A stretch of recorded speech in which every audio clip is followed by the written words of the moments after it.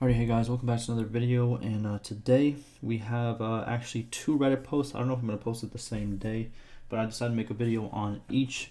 These were trending on Reddit. Well, not like trending, but they got to the top real quick on the subreddits. Pretty long post. We're going to see what he's talking about. The title is Bannerlord is in desperate need of more writing. So, yeah, we're going to go over it. I'm going to link it down below and see what he has to say, see if I agree, disagree, and go from there. And here's the other thread that I'm gonna make probably a little bit later after. But let's get to this one right here.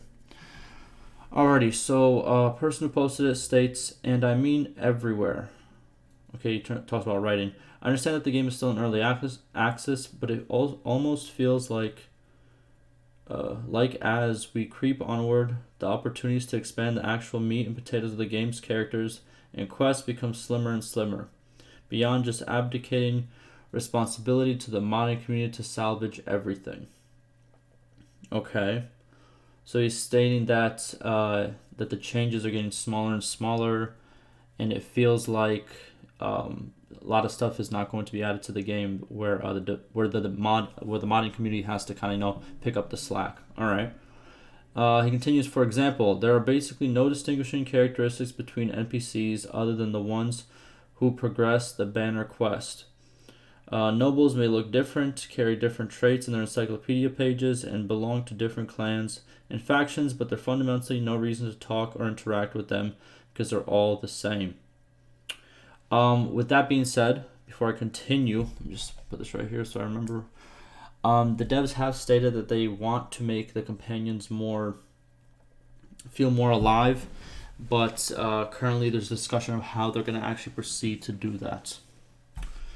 So that's all I got for that. And also, what we learned yesterday was we still have a long time to go until early access is going to be done. It's not going to be done in a couple months. It's going to be another half a year, maybe to a year. So just to let you guys know, one of the devs have confirmed that and stated that it's going to be a lot more than 3 to 4 months. So there it is. All right. And then he continues, your Britannian noble is going to say the same stuff as your Khazate noble and react the same way or lack of reaction to anything you do. Your Azrai spouse will be the same, zero interaction, relationships as your Empire spouse. You build relationships with these clans through your actions, some of the time anyway, but it rarely ever feels like they mean anything beyond the numbers that count towards your eventual chances to get a fief. This contributes to the feeling of lifelessness in the world since there are no stakes or attachments to anything beyond something that could basically be depicted as a spreadsheet. If I don't know, is he called Lushan? I don't know. Is getting his butt ridden down by 500 soldiers. I could save him at any cost. Wait, at the cost of maybe 80 of my troops, so why bother? It's not like he'll remember this or even care about beyond the generic thank you dialogue. Well, okay, yeah, you do also get reputation and obviously battle loot and stuff like that, but I get your point. So what he's saying is like characters in general feel lifeless and the traits don't hold too much weight and no one really sticks out. There's really no reason to go talk other than, to either, do a trade or what's it called? Build reputation. I understand that. I do think that they should work on that. Again, it's okay. Now I'm gonna play both sides here. It's not supposed to be a completely a story type of game, but at the same time, in Warband there were companions, and you kind of companions with their own backstory that would stop you, that would talk to you. It was a whole different dynamic, and I do think they kind of dropped the ball on this one. But at the same time, like I said, early access isn't over, so I don't know what they're planning to do. They are planning to do, make the companions a little bit more noteworthy, but I don't know exactly what they plan to do with lords and stuff like that just yet.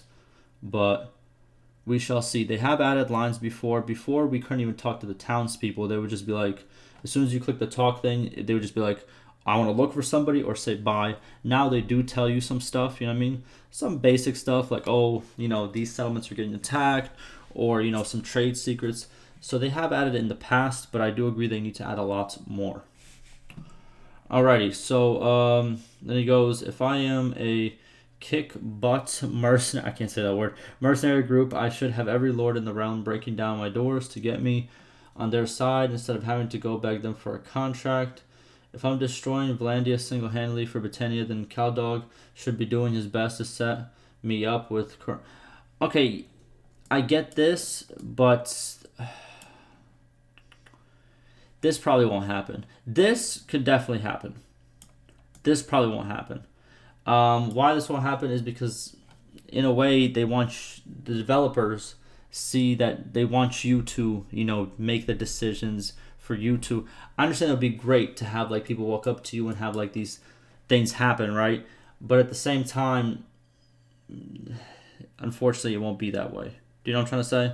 But I agree, this would be very good. If I'm best friends with Ingolthur, maybe he asks if I can join his rebellion and make him the next king of Landia. Stuff like that just completely missing from the game and would flesh out your choices, diplomacy, and characterization and replayability of the game. So diplomacy is being worked on. To what amount, I don't know yet, but the devs have stated plenty of times that they, are working on diplomacy and are focusing on that aspect of the game.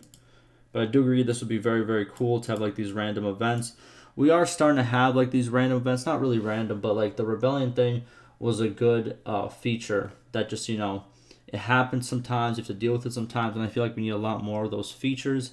And it would be cool if these were the features, but I don't know exactly if this would be possible in the current system. But I'm not a developer, so I have no clue. But based on what the devs have said, to stuff that's similar to this, I don't think this is going to make the cut, unfortunately. This one, quite likely, maybe. We'll see. Alright, and then he goes, the same goes for the basic quest givers, while I don't expect as much from some random peasant leaders, still don't have much going on with them. I still think some things could be done with them to make them more interesting, like maybe towns being run by cruel leaders, have a quest that allows you to drive them out of the town, or driving out assassinating a benevolent village patriarch to replace them with someone who would be more of use to your personal ambition. The same goes for the split between artisans, gangs, merchants in the cities. Favoring one should have benefits. Okay, see, I've talked about a lot of this. You know what I mean? Before any of you are like, oh, you're just defending them, this, and that. Listen, man. I've talked about this since the game came out. You know what I mean? That you can find videos from when the game came out that I've talked about this. You know what I mean? And I've also, since the game came out, have read, at this point, probably over 1,000, maybe dev replies on certain topics and things that have to do with the game. You know what I mean? And it's unfortunately, again, hate to be the bearer of bad news. This probably will not happen. Unfortunately, in terms of the gangs and stuff of that nature, they oversold what they actually had going, and also a lot of stuff was cut when it came to these gangs. There is still a system for it, and they are still going to add things to it, but it won't be as fleshed out as this goes, right? Which is unfortunate. I've talked about it in the previous video. I think that is a bad choice on their side. Again, higher up said that's the direction we're going. Developers have to follow that, and then it is what it is. But I do agree, I would like to have this more fleshed out, storyline.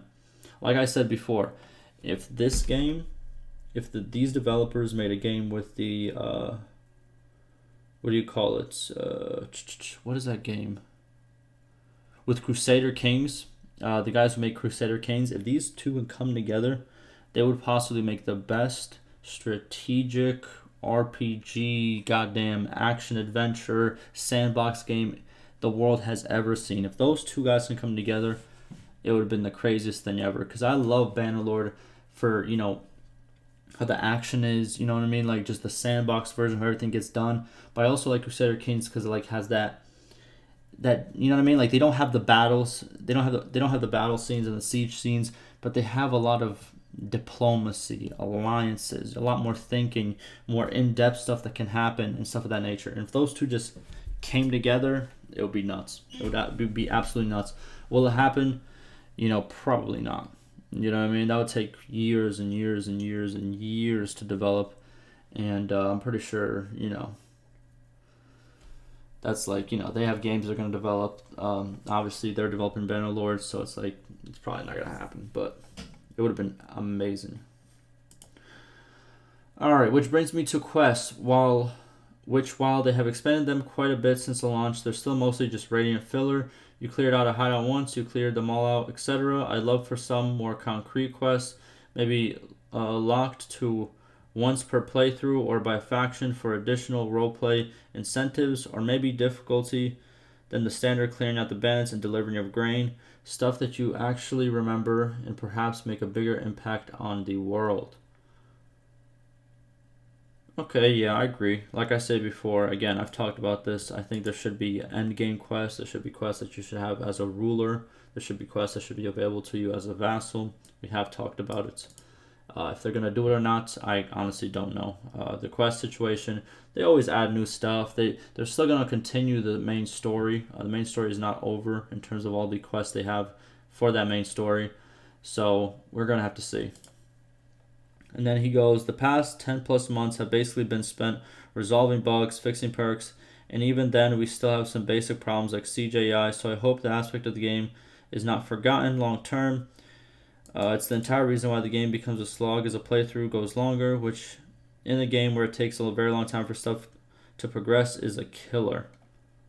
I don't agree with this take completely. I don't like they for the most part, yes. There was a lot of performance issues and bugs they had to fix along with that. But, you know, they have added good features. You know what I mean? It has progressed since the start. When it came out to now, it has progressed. You know, obviously, would I want it to progress further? Yes, of course. Who wouldn't? But, you know, I don't agree completely with this. But with that being said, I do agree with a lot of stuff this person has said. I've talked about a lot of this stuff. Possibilities. I think we can get a lot more characteristics for NPCs. I think that is possible. They have talked about writing more lines for more communications before, so this is possible. You know, being contacted to be a mercenary for somebody or being contacted to be the next king for somebody probably won't happen. I'll be honest with you. What else? The whole, like, you know, choosing between artisans, gang, and merchants in cities. It kind of is that way, reputation wise, and, you know, but the way he's talking about where it's like it goes more in depth and more stuff like that, like kind of like you join like a guild in a way, that's not going to happen, unfortunately. What else? Quests that are, locked, or quests that can only be done once per playthrough could happen.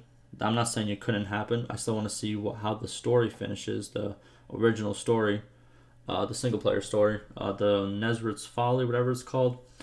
We still have more requests for that, and we're going to see what other quests they do add as time goes on. So I don't know about this one.